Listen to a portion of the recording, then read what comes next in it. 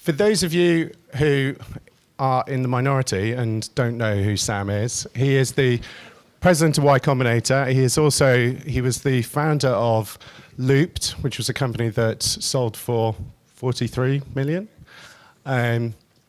He was in the very first batch of Y Combinator, and was also, when I went through Y Combinator a couple of years later, was the founder that Paul Graham would always speak about with the most awe. And how old were you when you started Loop, Sam? I think 19. 19. So at 19, Sam was doing deals with US mobile companies to put maps onto phones. This was pre-iPhone, and is now president of YC, an investor, and heavily involved in AI, amongst other things. That is all correct. Cool. So if you'd like to at least put your hands together to welcome Sam. Thank you.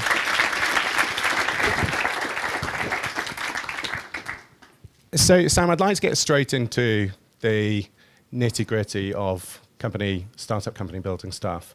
YC is a very product-focused incubator, probably the most product-focused incubator around. The strapline being make something people want. The hacker dream of building a piece of software that you launch out through Product Hunt and Hacker News, and that then grows into a large company, like some of the YC companies like Dropbox and Stripe have done. To what extent is that a reality these days, and how frequently do you see that happening versus companies coming in and building sales teams from the get-go? Well, all of the really great companies, although they often figure out ways to make things go faster with sales teams and everything else, I think generally win with a great product. It's very difficult to point to a super successful startup that didn't have a product that people love so much they proactively told their friends about. And so I think no amount of growth hacking, no amount of sales funnel optimization will save you if you don't fundamentally build a great product. And so, but because that's really hard, everybody looks for alternatives. And the advice no one wants to hear is go make your product better. People always want some sort of trick. They want to believe, like, if I can just unlock the secret to email marketing or PR or something else, then I'll be great. And that stuff is important. You do need to kind of jumpstart the whole effort to some degree. But I think it's so easy to blame the cause of things not working on anything except a great product that people try every alternative. So I think everything you said is important, and we do try to teach founders about that. But the thing that we really try to do is find people who are going to build great products and then help them do that. And I think that is more important. That is, to a first approximation, you cannot succeed without a great product, no matter how good you are at everything else. And if you have a great product, you can still fail, but those other skills seem easier to tack on. So where have you seen the right balance between the artisanal development team who focus on what they view to be the great product, but perhaps don't get the traction and exposure to verify whether it really is a great product, and those that manage to take it all the way through? Because the danger, if you focus relentlessly on products, of course, you potentially never leave the house with it. So how have you seen successful teams drive through? Well, I think it's impossible to build a great product without a lot of contact with your customers. So I have never, I know it's theoretically possible, but I have never seen a team go lock themselves in their flat and come out 2 years later with a fully formed, incredible product that people love. I think you need the constant feedback cycle with customers. In fact, I think the best companies are often the ones that make the feedback cycle the quickest. They build something, they get it in front of their users, they watch how they use it, they listen to what they say, and then they iterate. And if you can get 10% better each cycle, and one company has a cycle time of a month, and one company has a cycle time of a day, you end up in wildly different places a year out. And so I think if you look at some of our most successful companies, Airbnb and Stripe are two that come to mind for being incredible at this. They took the cycle time back from build something, get feedback, fix it, down to incredibly short periods. And so I think it's impossible to build a great product without doing this. But the kind of canonical great founding team is one person who wants to build product, one person who wants to go off and talk to users, and that combination works really well. It can happen in the same person, but I think the company needs both of those things going in a cycle. Can you talk about some of the teams that have done that, perhaps going into Airbnb and Stripe? And even Stripe, I mean, how many years was it before Stripe publicly launched and started growing? Well, Stripe had users very quickly, but they were in private beta. And because the financial system was so regulated, they couldn't take on too many. So Stripe officially launched several times. They kept doing it to broader and broader groups and getting more and more press, but probably what they would count as their official launch was a year and a half in. But they got users really quickly, 1 user and then 3 users. And what they would do, in fact, this became so popular that we named it at Y Combinator. We call it the Collison install. The brother's last name is Collison. They would find a company they thought should use their product. They would take their laptop out of their hands. They would install it and say, you have no excuse not to use this. We have it in your development environment now. Start charging. We got a bank account for you and everything. And then they would follow up with them every day, and they'd build things for them. And eventually they got a bank to say, okay, you're doing this. We didn't think it was going to work. It's working. You can open this up publicly. But although they took a long time to launch, they got users very quickly, and they started iterating for those users very quickly. What do you think has characterized the false positives that you've seen? So it's always in so many of these things, you always end up reflecting on the outsiders like Stripe and Dropbox and so on. But what were the companies that early on had the same characteristics but didn't execute in the right way, and how did you see that play out? I mean, there are a lot of most companies are false positives. One of the things that's a little bit depressing about startups is you can do everything right, but pick the wrong market, or someone else just does something a little bit differently and it works better than you. And you can be a team that was as smart and as hardworking as the one that won. And for factors where you got a little bit unlucky or things that were a little bit out of your control, you can still fail. So we try not to overcorrect for false positives. I think one thing that investors get really wrong is they see a pattern fail once, and then they are like, you know what, I'm never investing in another home sharing company again. And that's really dangerous. So we talk a lot about false negatives. Those are terrible. We talk a little bit about false positives. But I think it's very dangerous to talk a lot about false positives, because a thing that didn't work in the past can always work again in the future. And a person that's failed their first time can succeed wildly their second time. This is not that well known, but many of our most successful founders were coming through Y Combinator for the second time on an idea that VCs as a whole had decided was dead. So Drew Houston first applied to YC with a very bad idea, didn't get in, thankfully for him, because it would have been bad for him to focus on that, and applied with an idea, file sharing, that all VCs had decided was long over. And it would be very easy to not fund that company, and that would have been really bad. Many of our other successful companies have a similar story.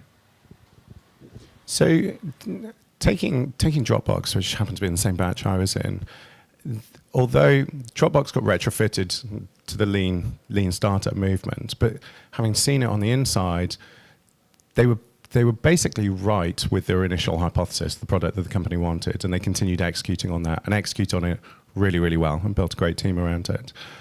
But they didn't actually fundamentally, in the first couple of years, pivot much at all. They just kept going. To what extent have you seen the really successful companies be a result of dramatic pivots versus actually keeping refining the original hypothesis? Dramatic pivots almost never work. There are exceptions, and the exceptions usually come when the pivot is what the founder wanted to build in the first place. I think that Instagram is the most common example of this, where they started off building this thing that was like a location-based social network. It wasn't working. And then Kevin Systrom went on vacation, and he was really bummed. And he's like, I'm just going to build something for fun. And he still is a very passionate photographer. At the time, iPhone cameras weren't very good. And so he's like, well, how could I make iPhone cameras more satisfying to use given this limitation? And he came up with the idea of filters as a way of addressing the problem with low-quality iPhone images and still making them sort of aesthetically pleasing. And, then obviously you want to share them. So that was a pivot that worked, but it came out of the project that the founder always wanted to build. The kind of pivot where you say, damn it, our startup's not working. We have all these investors, we have all these employees, we have to pick something else and stand up at a whiteboard and just pick a made-up idea. They must have worked sometimes, but those are really rare. Certainly in the Y Combinator experience, none of our most successful companies have that history. The thing that does work, I think, really well are sort of successive approximation pivots. So Stripe started off wanting to be a bank and then realized that that actually wasn't the problem. They could get a bank account, but they couldn't take payments.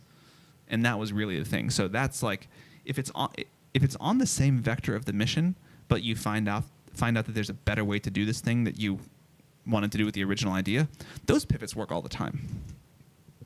So going back to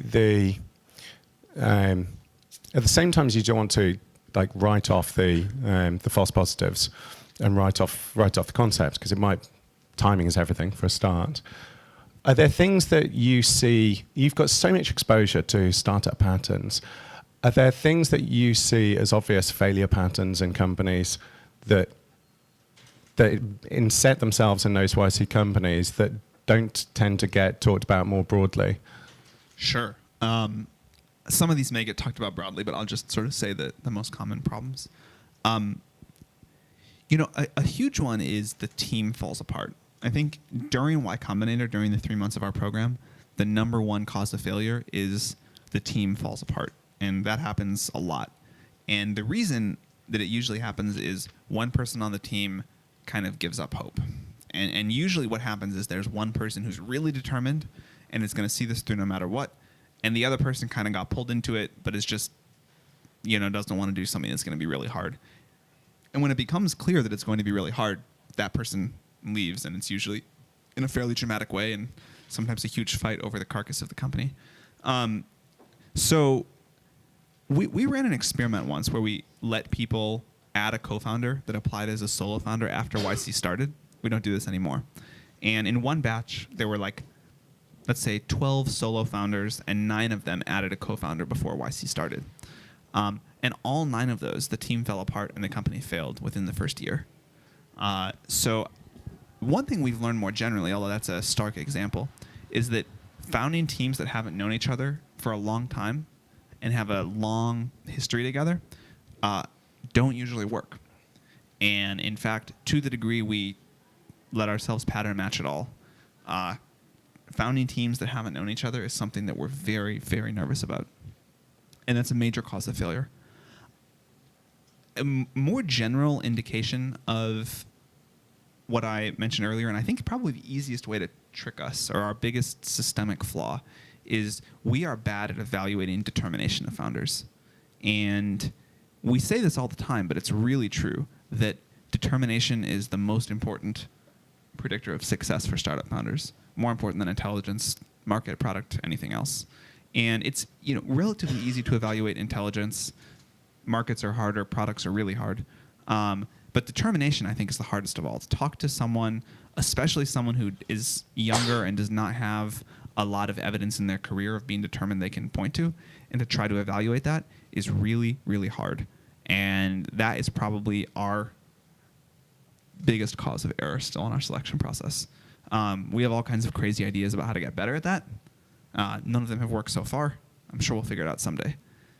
I think another thing that goes wrong, and this sounds really obvious, is that people never figure out how to make a product users love.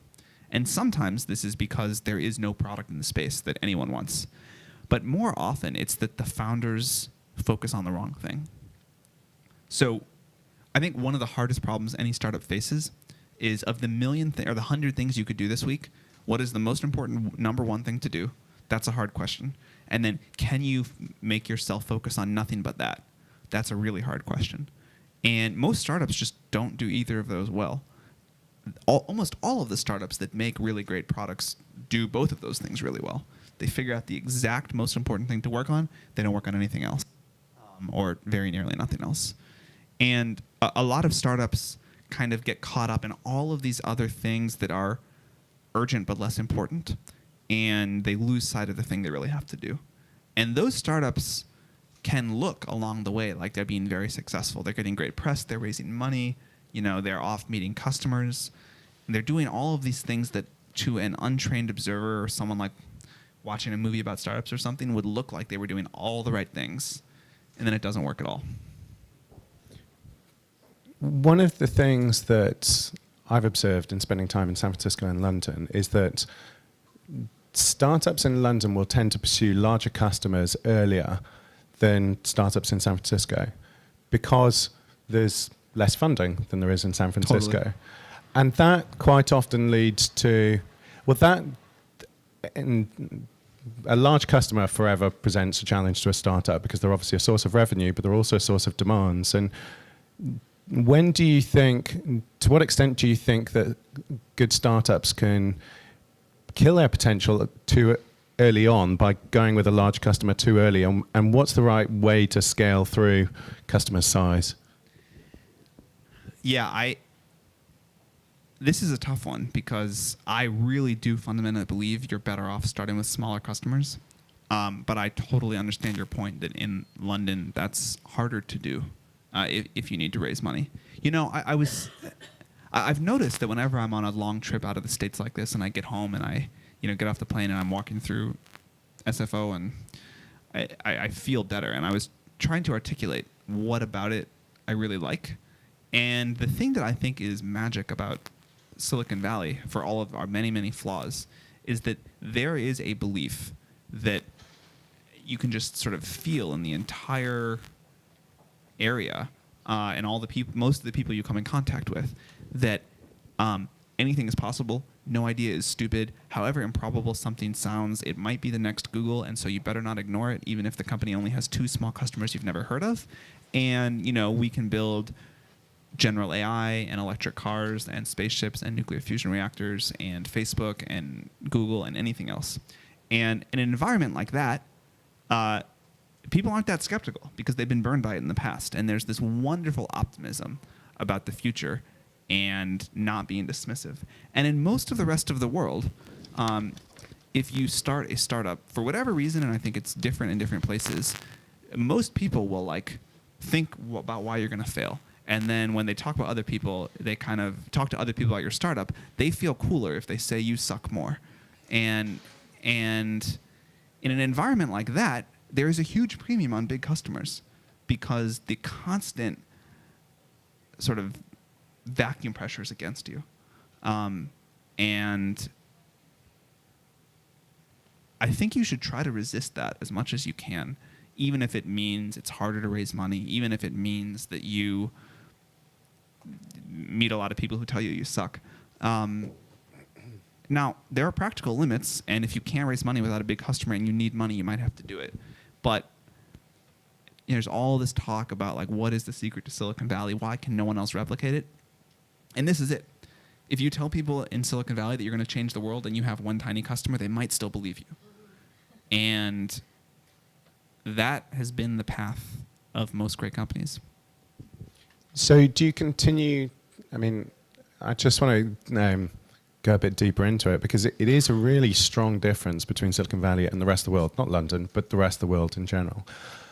That path and that belief that keep focusing on the simple things and the bigger things will follow, do you see that continue to play out? One of my favorite YC company is Weebly. They started small, raised a few $100,000, and then raised their next round at a valuation of $500 million or so, and just built great company and great product all the way up. Do you see that continuing to play out in the companies around you? Yeah, that's happening more and more actually. As startups have gotten easier, as there's more knowledge available, as there's better tools and you can do more with less. This thing that used to happen, and that used to be very rare, but happened with Weebly, where a company the founders still own, or the founders and employees together still own like 92% of the company 6 years in, and the company's worth billions of dollars. That is becoming more common and more doable. The good news about Silicon Valley is that capital is cheap. The bad news is that everything else is expensive. So it's like really hard to hire people. Office rents are crazy. And so some people have said, you know what, like, although this capital sounds cheap, it's a bad deal because anything I spend it on is going to just be so expensive. So I'm going to raise only a small amount of money, not have a big team, and get a lot done. WhatsApp is a very famous example of this. And I think you see more and more companies doing things like that. So let's drill into that and look at an example. Let's take an example company, something that's, I think there are the companies that have huge natural inherent growth, like I think WhatsApp did. Facebook had growth right from the get-go. But then there's obviously a lot of middle ground companies that aren't obviously growing and aren't obviously locking down huge customers at the same time as well. That's the more challenging path to take, because it's not necessarily obvious that if you're selling stuff at $10 a month, that there are going to be 1 million customers to pay for it. What do you see the right kind of strategy going through that and getting more customers and knocking those milestones out? I think people just need to be a little bit more patient and a little bit less entitled. There's the people make fun of this for millennials about like, I need to be successful tomorrow. But you see it with a lot of people starting startups. Like Microsoft, giant company, they never grew at like thousands of percent like most people want. They just doubled every year for 30-something, 40 years. And that turned out to work really well. Reddit, which is a company I'm on the board of, just kind of doubled every year for a really long time. And the thing that people forget is like in the world of startups where, you only grew 2x last year, what a failure. Like if you double every year for 10 years, I think 2 to the 10 is like 1,024. It's like a big, like you grow 1,000x. Or maybe I'm off by a little bit on the math, but it's like, that's a big number. And so I think if you are building something that is going to have defensible long-term terminal value, which most things don't, but if you are building something in that direction where you're going to have a real monopoly or lock-in of some sort, it's okay if it's like Reddit style double every year for a long time. Not as only okay, it's great. People just need to like remember that that's great. The hard part, of course, is if you're not, if you're on that doubling trajectory, then it's great. But it's when you're on the flatline trajectory, pre-doubling. What are some of the companies that you've seen go through that have, I guess Airbnb to an extent, but like perhaps some of the less visible ones people don't know that have flatlined for a long time and then found their groove and picked up? Airbnb, since you just mentioned it, they talk about the 1,000 years and the 1,000 days in the darkness. This is longer than any rational founder would accept eating like dollar store cereal every day with maxed out credit cards, but they did it. And it took them 1,000 days of flatlining before it really started to take off. And this part always gets edited out from the story. But it took them a while to get the product right. And even then, when they start growing and you have like 1 user and you double, now you have 2 users, it takes a while. And one of the things that we were able to help them with at Y Combinator was how to get out of that flatline. But any successful company, when you look back at their growth graph 6 years in, looks flat for the first 2 years. That's just how any exponential curve works. But most of them are even flatter than that. And this is why determination is so important. It is so hard to keep going through that. It's so easy and so tempting to give up when people are telling you you suck and you have no users and you have no revenue and nothing's working. And sometimes the right answer is to give up. But what the companies have had in common is even if they were mostly flatlining, they had a few users who really loved them. Like, even though Airbnb didn't register on a graph, the 7 users they had, like, talked constantly about how much they loved Airbnb, how important it was to their lives. Same thing with the early users of a Stripe or Instacart in particular. I remember that really well. Instacart is this sort of grocery delivery thing, and the grocery store they started delivering from was right near my house. And so people in my neighborhood started using it, and including Jessica Livingston, one of the co-founders of Y Combinator. like, I remember her saying something in particular, like, if you take this away from me, I will have a meltdown. And so I think the right indicator is not, are you growing like that? And you have to be brutally honest with yourself here, but it's like, do your small number of users desperately love what you're doing? And if so, you can often, usually even, get through the flat line and figure out a way to make it grow. And if not, I think you're very likely working on the wrong thing. Have you seen, I'm not intending to be perversely contrarian, but I think you can always learn from the corners that you don't look at. What are the companies that you've seen have a small number of users that were passionate about them and still didn't make it through? This is always hard to remember because you kind of question your own memory of like, did the users really like it that much or not? And I also don't like to like point out specific companies that have failed and talk badly about those founders, so I will decline to answer that one on 2 counts. Okay, fair enough.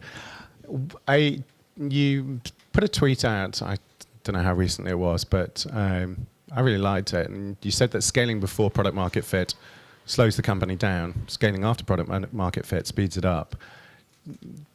I thought that was really interesting. And why do you want to just talk a little bit more about that? The basic idea is that a company can be like a little jet ski or an aircraft carrier, depending on how many employees it has. And there's like things that jet skis are good at, and there's things that aircraft carriers are good at. And if you haven't yet figured out the right product, then you would like to be a jet ski, right? And the overhead that you put on the company is bad because you want a little boat that can turn fast and keep trying new things and zigzag around until it works. And aircraft carriers are terrible at that.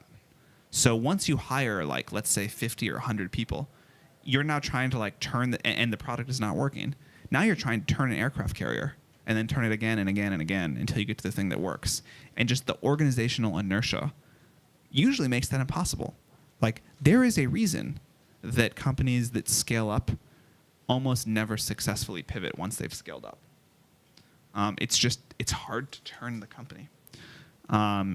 So until you have really got the company doing the thing you want, until you don't have to make any more turns, you would like to be like a jet ski. On the other hand, like, you can't land an airplane on a jet ski, right? There are things that aircraft carriers can do. And so there's some point where you're like, I am sure this is the direction we're going. We're going to go really fast, and we are optimizing for like might and like just raw power. And then, yeah, you want a big organization. As you're going through that product market fit phase, there's a constant tension between the things that customers want that are, let's say, more horse-shaped car features, and the direction that you want to take the product that can potentially lap those features. Have you seen people create the right trade-off between those two demands, between answering the short-term requirements and saying, hang fire, you're going to see in the course of the future? One of the most difficult skills to learn as a founder is when to ignore data and when to not listen to your customers.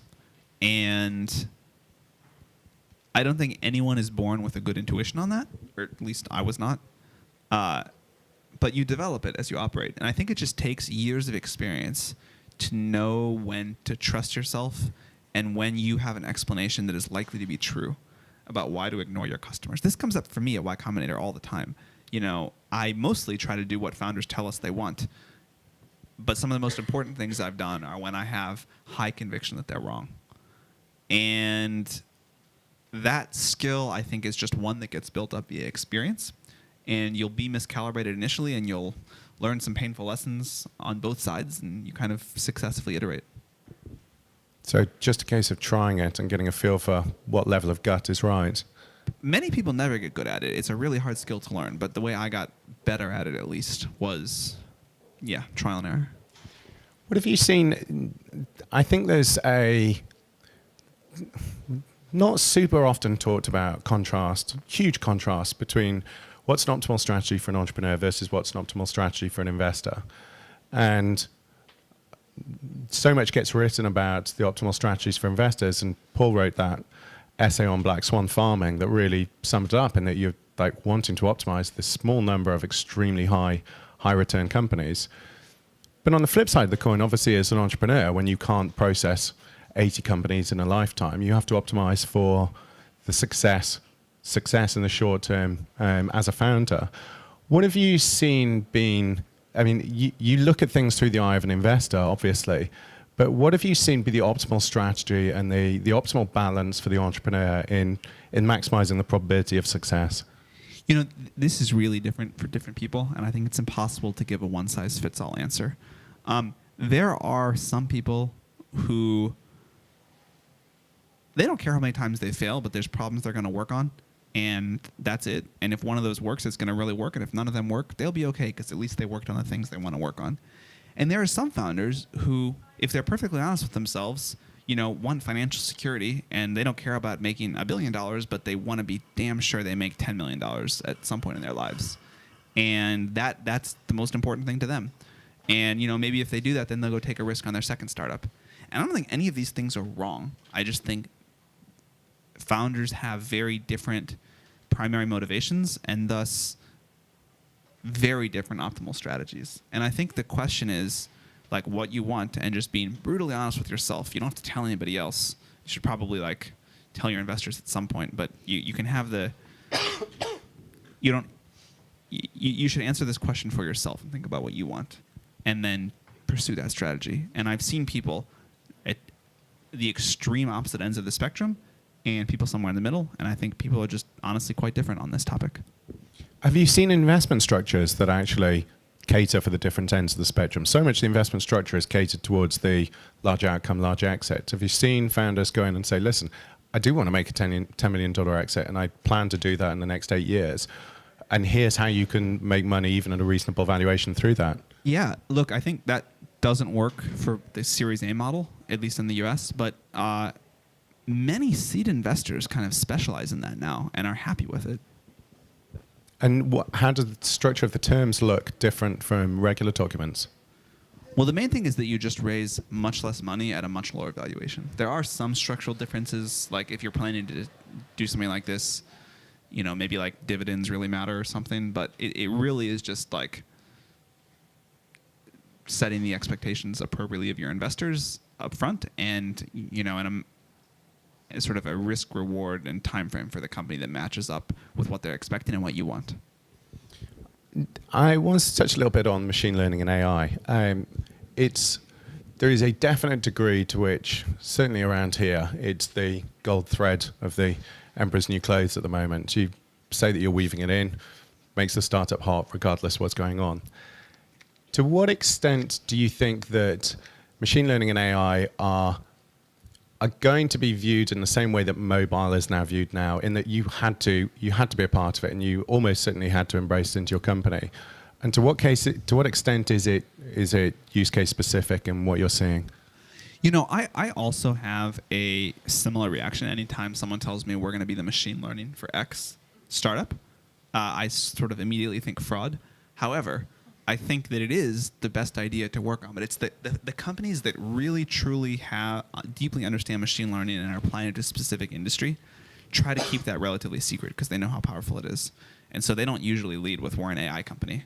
They're like, oh yeah, we're going to optimize shipping because that's a good industry. And then you like look at it and they have like 3 brilliant deep learning people on the team.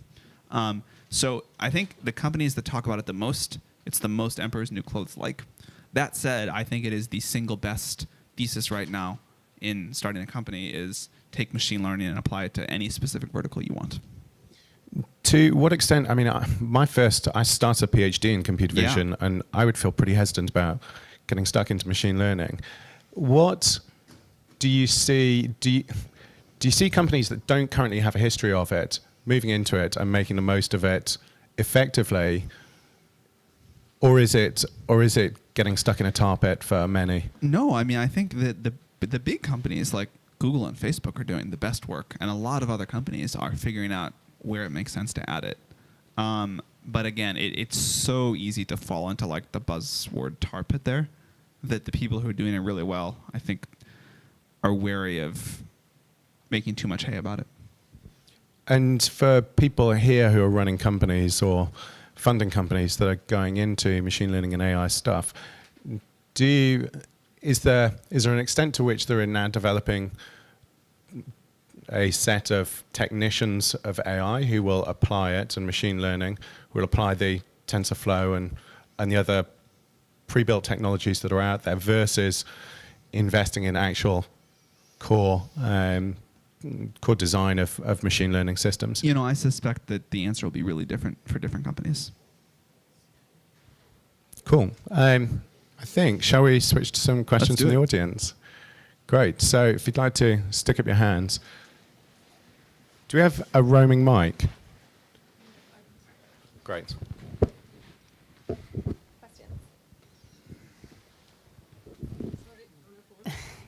I guess on the point about focusing each week narrowly on the most important thing, 2 questions around that. Which methods have you seen being the best? Like, you sit down Monday morning, you go through the whole list, and then that's it. And second part of it, how do you merge that with, let's say we have a monthly goal, and these can be like sales or customers. So how do you bring that all together? So I think the best possible way to do that is an external advisor you really trust, who has a lot of data in their heads about startups, saying, here's our goal 3 months out, or this month. Here's the current state of the startup. What could we do that would have the biggest effect towards our longer term goal? And that, honestly, is mostly what Y Combinator does. So trying to find someone who can give you an external read with a lot of data, I think is really valuable. If you don't have that, I would try to do it yourself. I would say, like, okay, what's the most broken in the company that's preventing us? What is the thing most likely to get us, make us miss our monthly sales goal, if that's even the right goal? Again, one of the reasons external people are bad is that is that so often companies are bad at setting the right goal. Like, maybe you think you have a sales goal, but what you really should have is a product goal. But then say, like, what is most likely to make us miss that? And, you can try these things, like do it every Monday morning, but in practice, startups are always so chaotic that I think you should just do it whenever it comes up and then wait until you feel like you've addressed it. Hi, Sam. I'm doing a lot of hiring at the moment, and so I'm thinking and talking a lot about employee options. I'd love to know your thoughts on, I guess, any advice for how to think about employee options. What's really tough is how much to give, and also how to think about it versus other of your senior team. And what have you seen people do badly? The common mistake people make is they don't give near enough equity to employees. And I think, like, most people are willing to be very generous giving equity to investors and very stingy with employees, and it should be the opposite.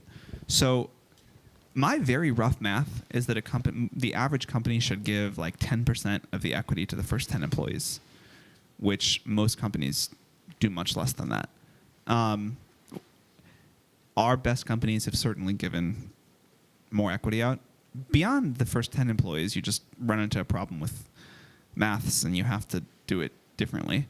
But I think you should err on the side of more equity going to employees.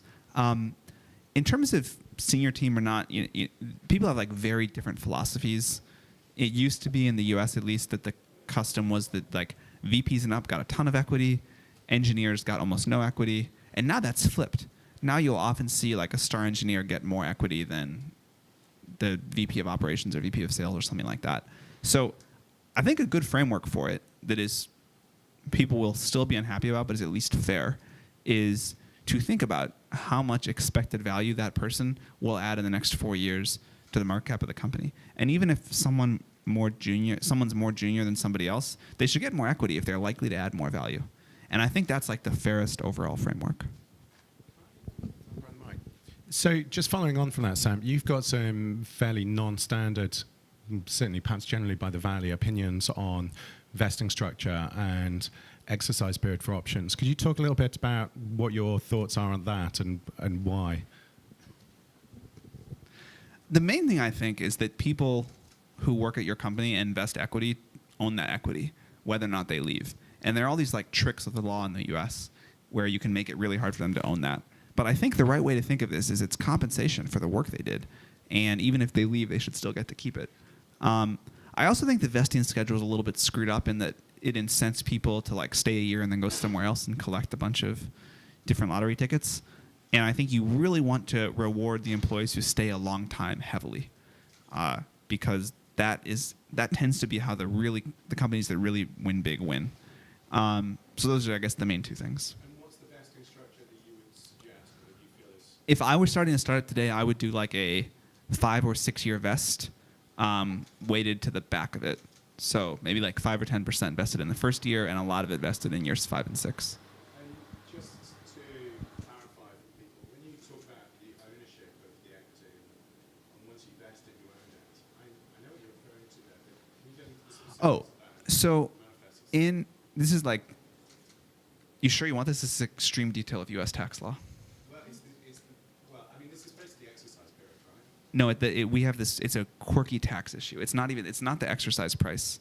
The short version of this is, in the U.S., unlike most other countries, if you exercise an option, you have to pay for the option, which you can usually afford, but you are then taxed on the spread of the option price and the current fair market value at a very high rate. We have this thing called alternative minimum tax that you usually can't afford. Hi there. So I have 2 questions for you.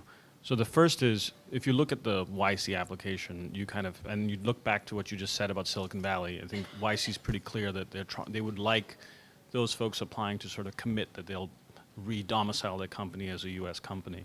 And presumably sort of coming and giving talks to the UK and whatnot is to some extent trying to kind of build the YC awareness. Can you talk a little bit about, potentially the idea of inculcating YC abroad as opposed to kind of replicating or deepening it in Silicon Valley is my first question. And then my second question is, you talked a little bit about the startups as your clients, if you will. What would be the top 5 things you would recommend to Wyra to kind of think about kind of replicating? More than half of our startups that we fund, or maybe just about half, come from outside the U.S. They're non-U.S. startups. And we have thought about opening offices elsewhere in the world. And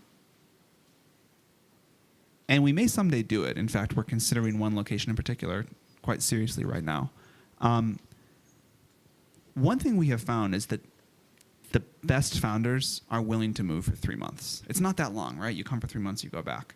And we don't mean it as a filter of seriousness, but it has worked that way. Like the number of companies that we have wanted to fund but have been unable to because they didn't want to move to the U.S. for 3 months is low. Sorry, go ahead. Yeah, my main thing is not so much the moving for 3 months, it's the re-domiciling the actual company. Oh. And the associated tax consequences and so on. I think, to a first approximation, every entrepreneur that I have seen optimize for taxes on anything, this usually comes in a conversation about government tax credits for engineers, has not been very good. So, the way that the best founders are trying to make their company several orders of magnitude bigger, not save 10% on taxes. So we will very occasionally, if there's a good reason, let someone stay as a foreign corporation. But honestly, most other investors won't. And most investors that will pay the highest prices and dilute you the less are in the US or invest the most. And so we used to let companies stay foreign, and we were doing a disservice to them. So we'll still do it if it's really important for some particular reason, and that comes up maybe 3 times a year, something like financial services law or something. But I generally think that most startups in the world today, and this could change next year or the year after, but most startups in the world today should be U.S. Delaware C Corps, no matter where they are in the world. And there's a new service called Stripe Atlas that makes that really easy. But we asked, speaking of asking our clients, we asked a whole bunch of our foreign founders, are you happy you stayed a foreign company? Do you wish you had converted? And almost everybody, and certainly everybody good, wished they had converted. The people that stay for tax credits, I think, are just focused on the wrong thing. So even if we do open other offices around the world someday, at least looking at the world today, we would still recommend people be U.S. C Corps. What's the top 5 things that founders tell us? No, top 5 things you would suggest to Wyra? To Wyra. Yeah. Well, I only have one, but it's a big one. The thing that YC has done that is the most... Actually, I'll give two. You're not going to like one of them, though. One thing that we have done that is really different from other startup accelerators is that we always do the right thing for the founder. Even if the founders come before our relationships with other VCs, they come before our own returns. We have this long-term greedy, short-term, super generous mindset where, effectively all of our returns come from the $10+ billion companies. So this thing that most accelerators or most investors do where they fight for an incremental gain and a $20 million outcome, we never ever do that. We just give the stock back in those cases to the founders most of the time. If a founder violates our ethics policy, we just give the stock back. We don't want to deal with it. But we always do the right thing for the founder. This makes people feel incredible loyalty to YC. And fundamentally what YC is this community, this network effect. And so we have taken probably further than any investor I know this idea of you do the right thing for the founder, even when it's not in your own interest, and eventually that will work out. Very few other accelerators I have ever met do that. And they fact a few times, we haven't invested in too many companies that another accelerator has also invested in. But when we have, and a situation like this comes up, they can't wrap their head around it. It's they assume that someone's hacked our email. Then they think that's more likely than the fact that we're willfully giving our stock back. So, extreme founder friendly is, I think, still one of the most misunderstood secrets about us. Another one is office space. So we don't provide shared office space. And I think that's really important. I think startups need their own space, their own culture. You need to develop this feeling that it's sort of you specially against the world, not you one of other many interchangeable startups. And most importantly, I think you need to be in a space, you basically need to be in a safe space for bad ideas. And if you're by yourself and you're doing this thing that sounds bad, maybe no one tells you it sounds bad for a while, or no one makes you doubt your conviction. And in co-working spaces, that tends to happen. So some of the other accelerators I visited have taken this to heart. They took their once open co-working space and they chopped it up into offices with separate doors, and they've had way better results since then. But I think that's a really big one. Another thing is good optimistic advisors are just hard to find. My limiting reagent in how quickly I can scale YC is how quickly I can find good partners. And it's really hard, and I don't think, I should probably be spending half my time on that. And in fact, I do probably spend a third of my time on that. But this is in a very real sense, the product of an accelerator is its partners or the advisors. And trying to find good, full-time committed people to that is hard and really important. Two more? Three more. Yeah, okay. I really like the jet ski aircraft carrier analogy. Would you say when trying to make that transition, you look for measurable metrics, or it's more of an intangible feeling you get when talking to the people that are using the product? Yeah, I think you don't want to scale up until both the fact that users really love it, so you have great usage per user, and you've actually figured out the user growth problem. So you have great usage per user and good top line growth, and I think you want both of those together before you're all right, we're going to now scale up the company itself as fast as we can. Yeah.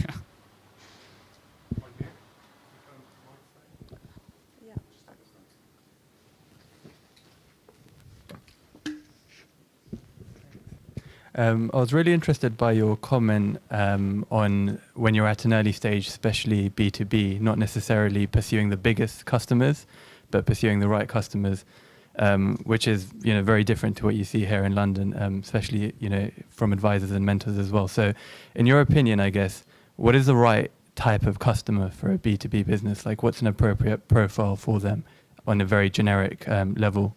How big is too big? I actually don't think size is the most important metric. I think the two things that really matter, one is how desperately does this customer need your product? And the more desperate they are, the way better, because the more they'll put up with the problems of working with a startup. And 2 is how closely will they work with you? You know, the important thing about your first customer is not the revenue, but it's the feedback loop. And big companies have all these procedures, which means they can't just engage with you as tightly. So it's like, is there someone at this company that I can call 3 times a day and really talk to and iterate with? I was just wanting to ask what your process is currently for measuring determination in founders that you bring into the program. What is it specifically that you find hard about that? And also, to what extent should founders themselves look for that same determination in employees versus having more of a cultural mix?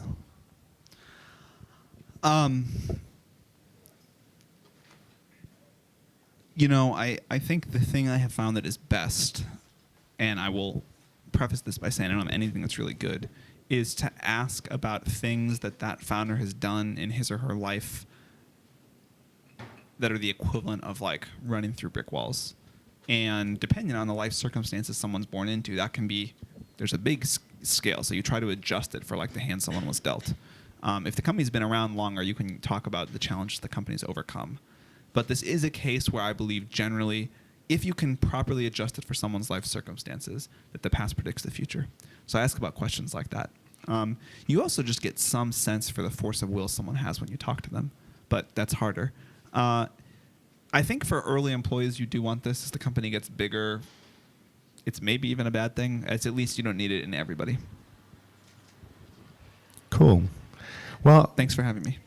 listen, Sam, thank you so much. I think the number one thing I gauge on a successful speaker is the information density that they present at, and you present extremely high information density with very low gaps. So thank you very much for coming. Thanks again. And please put your hands together for Sam. Thanks, Sam.